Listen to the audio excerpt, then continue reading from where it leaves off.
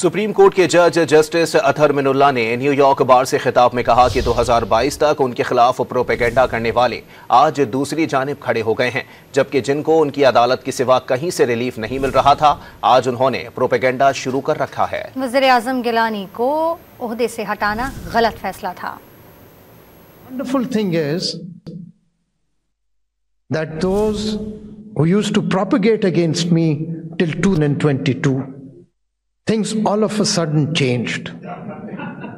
They came on this side of the rostrum and the other side was then on this side.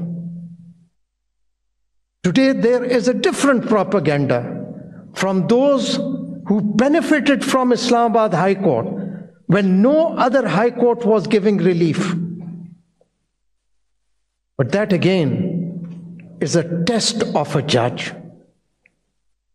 That determines the people's confidence in a judge or a court.